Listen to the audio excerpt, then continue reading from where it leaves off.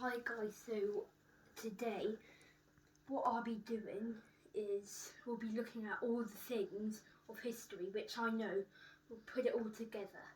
This might be longer as normal, so firstly we can start off with World War II. So, what does it say? So I'm going to read this book. It says, First Strike. In September 1939, the German army invaded Poland. It was the start of the bloodiest conflict ever known. The German leader Adolf Hitler craved revenge for his country's defeat in the First World War. He planned to build a new empire for Germany and to do it by force. So we're going to run through all these chapters. So here you've got the Germans. So I learnt this at school when it was our evacuee day. I found out that also the Germans they were called Axis, and I actually learned a lot of information from my day at school. Atlantic Terror. So by June 1940, the Atlantic Ocean was a battleground. Sleek German submarines, known as U-boats, prowled beneath the waves. They were hunting Allied ships bound for Britain. U-boats targeted ships carrying food, equipment and troops to Britain by cutting off Britain's supplies. They hopped to starve the country into surrender. So this is what I think Atlantic Terror would look like. So there is also something else. In this book I think it comes on to Pearl Harbor. Let me just check. Okay, no, Pearl Harbor. War in the Sky. This is like my favourite page. More than in any conflict before, the Second World War was fought from the sky. Bomber planes flew on dangerous missions deep into enemy territory. Groups over 300 bomber planes flew together, each loaded with dozens of bombs. Some targeted railways or factories, others bombed cities, killing thousands of civilians. So we've got, that's what it would look like. I remember me and my friend at school, we used to always play World War II together, but now my parents aren't sending me back to school now, so I can't play. So just when I get back, hopefully my friend hasn't partnered up with another friend, because my other friend Nikos, I've been with him for ages, and he's sort of gone off now playing football. So we're in blitzed cities. From early in the war, bomber planes made devastating raids on enemy cities. Both sides hopped to force the other to surrender. German bombers attacked British cities from September 1940 in a series of air raids known as the Blitz. Bombs fell nightly for 9 months, killing around 40,000 people. That's a lot, 40,000. So here, got a photo. So I've got a lot of history books in my pile. I've got this bookshelf and it's all packed up full of books. So, next page. Firepower. Throughout the war, armies developed more and more powerful weapons to outgun their enemies. In July 1943, German and Soviet Russian troops clashed near the town of Kursk in central Russia. It was the biggest tank fight ever. Around 6,000 metal monsters rumbled into battle. So here,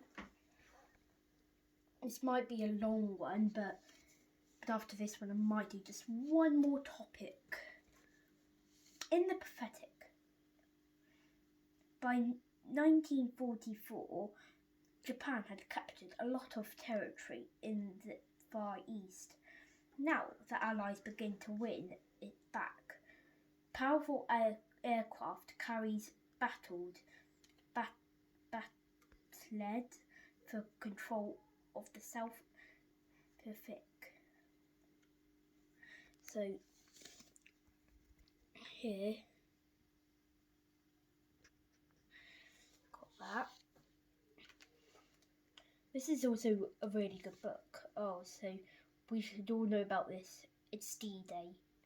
On June the 6th, 1944, Allied troops stormed the beaches of Normandy in Great German-occupied France. It was the biggest invasion in history. They called it D-Day. Around 150,000 soldiers stormed 5 beaches on D-Day. The worst fighting was on Homer Beach, where American troops were attacked by enemy guns hidden in the cliffs. There we go. That's what it is. I found out that some people, when they got off the boat, their backpacks were so heavy they were starting to sink, like drown. Okay, so we're at the end of the book now. It's final months. From June 1944, the Allies drove the Germans back through Western Europe. At the same time, the Soviets pushed from the east. By April 1945, the Soviets reached Germany's capital, Berlin. So, this is one I know.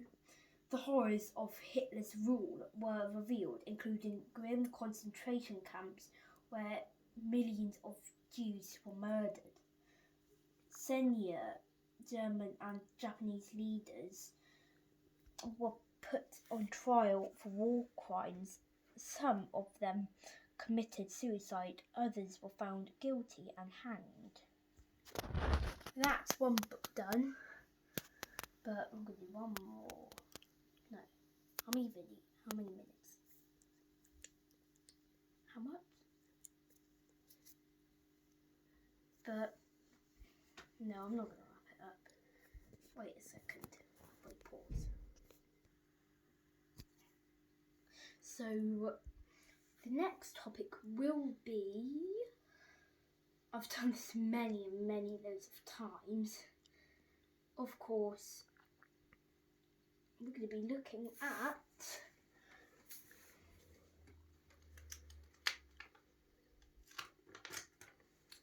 Henry Hook. So, Henry Hook was in Battle of Rorke's Drift, and so in the film Zulu 1964, it was Henry Hook. He was in the hospital because he was a thief, but in real life, he was the hospital chef. So I didn't know that, and also when the Zulus kept attacking, there was this other person. He kept saying Hook to carry on to do the battle and just help him, but all Hook was doing, he was like all calm, he was just doing stuff, but really he was a brave man. So what does it say? Alfred Henry Hook. He was born in 8th of August 1850, Churcham, Gloucestershire, and he died in 12th of March 1905, aged 54, in Gloucestershire. Buried in St Andrew's Churchyard, Churcham. So, and that's when he was buried and died and born. So in the film, if you've not already watched the film Zulu, you see he's a lot different because Henry Hook, he's in the film Henry Hook, he's, let me compare. Here, Henry Hook, because in the film, Henry Hook, he doesn't have a moustache, and secondly, he's not as big as that. And also, that's not how his name is spelled. It's not Hook Alfred Henry. It's actually Henry Hook there. So I printed these all out from Wikipedia. So now I'm going to end the video there. I know we didn't get to a very long one, but my dad keeps telling me to stop the video because after this video I'll tell him other YouTubers, they go on for 20 minutes. So I thought, well, I can go out for 20 minutes. But so I'm going to end the video there, and also the next video I'm going to say why I wanted to be on YouTube. Bye bye.